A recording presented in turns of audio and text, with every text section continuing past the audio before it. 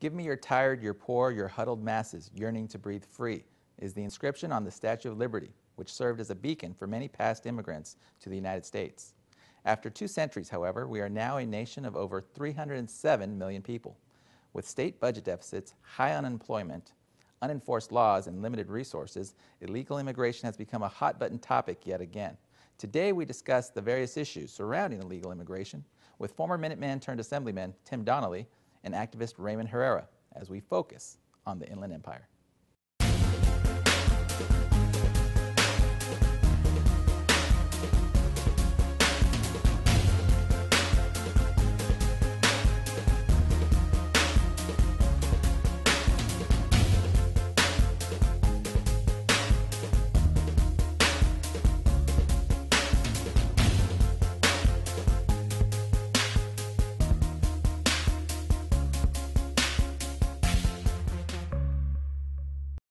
Joining us today is Mr. Tim Donnelly, Assemblyman, representing the 59th Assembly District in the California State Assembly. Thank you for joining us today, Mr. Donnelly. Absolutely. Great to be here. I'd like to start off talking about a little bit about your path to the California Assembly, because it honestly wasn't really the usual path to the California State Assembly. Can you tell us a little bit about your background? Well, sure. The day that I decided to run, I had heard that our current Assemblyman was going to raise our taxes, and I just thought that was crazy. Here they spend and spend and spend and spend, and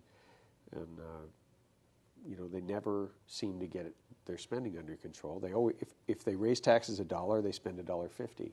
And I'm a business owner, and 5 years previous, I had gone to the border as part of the original Minuteman project. I was deeply concerned about illegal immigration and why none of our elected officials would address it. So let's talk a little bit about your credentials. You said you're a small business owner, or was a small business owner? Yeah, I was. What industry was this? I was in manufacturing. And California has pretty much put a target on the back of manufacturing and driven it out of the state. I mean, they've literally hunted people down, and with fines and new regulations and just such an unfriendly business climate. That I watched for a 5-year period. I watched 20% of my customers disappear, then 50% of those who were remaining disappear year after year after year, until I had a fraction of my business left, to where my income was now so small it couldn't support my family. Okay, so that's what motivated you to run for office, was the fact that your business was doing poorly because of the regulations? No, what motivated me to run for office was very, very simple. There's nobody in the state capitol that I could see, and particularly my representative, who at the time had just become the deciding vote to raise our taxes. That was the final straw for me, because I figured, look, we're heading into a recession. Anybody can see that. It's about as obvious as seeing a hurricane coming from a long way off. And I just thought, you raise taxes in a recession, you get a depression. And look where we are. Here we are, what, in 2011? No, we're 2012. We're in 2012. That started in 2008. We are now 4 years into the worst recession that we've seen since the Great Depression, and I think someday this will come to be known as the Second Great Depression. Okay, so you're not a career politician. You have Minuteman experience, and some people don't know what a Minuteman is. Can you tell us a little bit about that? Sure. I originally went to the Minuteman Project to find out, to learn. I'd read online some things about illegal immigration. It just seemed insane to me that we had a wide open border. This is right after 9/11. We have absolutely no law enforcement, we have no enforcement of our immigration laws with any uniformity or anything that makes sense, and we're still offering incentives. We're allowing people to hire illegals. We're allowing people. We're handing them money right here in California. Free education, free health care. It's a huge cost on our prison system to incarcerate people who are illegally here and then commit a crime. And so I went down there to learn, and I thought we might learn that it's not as bad as I thought. There were supposed to be 1,000 people who were going to show up for the original Minuteman project. Then the drug cartels put out a press release that they're going to send us home in body bags. And as you know, in the past 4 years, they've kept that promise and killed 45,000 people in the drug war. Well, the number of people who showed up went from 1,000 to about 140. So what motivates a small business owner to partake in something like that? Was there a particular instance that motivated you to go to the border and protect our border? You know, there was an incident up in the mountains here in the San Bernardino Mountains where I live. I live in a little town called Twin Peaks. I read in the local paper one day that there was an arrest that occurred. 5 government agencies showed up. We had about 40 or 50 people living in a 53-foot long shipping container. And a logging company had brought in people who were illegally in the country to cut logs because we had the bark beetle infestation. And what I didn't understand is there were no arrests. Not a single person was arrested. No one who was here illegally working was arrested. None of the employers were arrested. Everybody was sort of given a pass, and yet we're paying for all these government agencies to enforce the law, but they don't enforce any of the law, and then they give us some gobbledygook explanation for why they don't do it. So I was infuriated by that because I thought this doesn't make any sense. And then a further instance occurred where there was an instance incident at one of our elementary schools.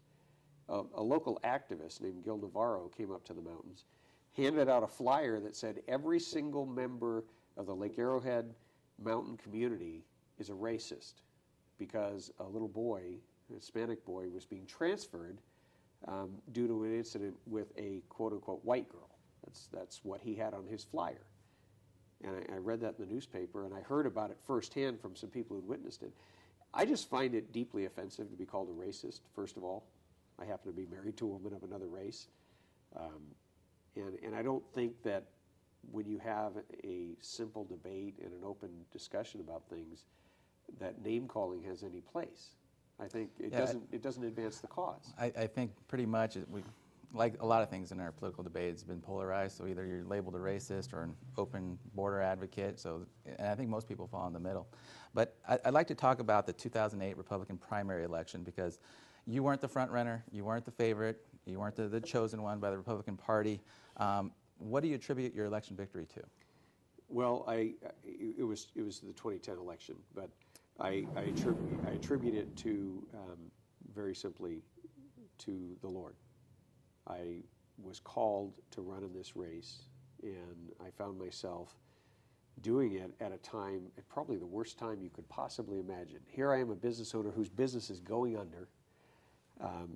I don't have any hopes of having income for the next year, and yet somehow I'm going to run a campaign. We ordinarily think of people running as rich people, yes, millionaires, and of course Meg Whitman was running at the time, so that certainly fueled that fire. But I just didn't see that anybody was going to represent us in that building, the average people, the ordinary working class person who works hard and plays by the rules.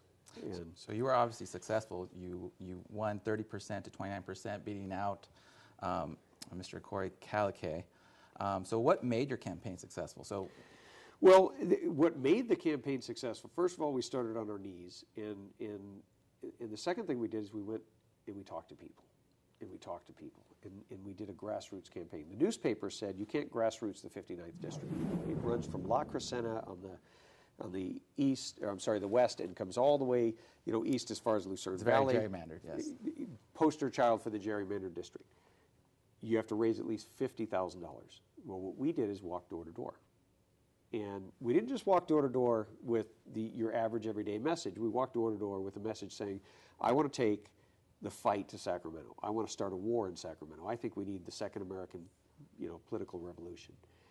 And at the same time, the newspapers, I decided to take a very controversial stance. Here I have this background as being a Minuteman, and everybody, all the political pundits are saying, oh, well, if you're going to run, you need to soften that and explain why you're such an extremist. Well, I'm not an extremist. I'm mainstream America. I think about 80% of the people hold my view. Would you also attribute it to the Tea Party revolution, which was kind of starting at that point? The Tea Parties were just starting to percolate here in California. I mean, they were, but they didn't have much to do.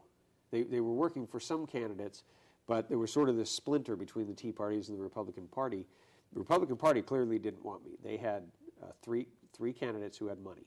And so what I did, and the one significant thing that I did, is I came out and said, I want to bring the Arizona law to California. This is 7 days after it was introduced, and we're still having riots in the streets. SB 1070, you're referring to. SB 1070 out of Arizona. And we found something extraordinary. The polling that we found on the telephone and on people's front porches is we went from a 20% acceptance of our message to an 80% acceptance of our message. Republicans, Democrats, Independents. I had Democrats putting up yard signs for me. I had legal Hispanics giving me hugs and putting up yard signs and saying, I'm sick of being treated like an illegal. I'm an American. Thank you for talking to me like an American. Well, I'd like to talk more about the topic of illegal immigration, and we'll do that right after the break.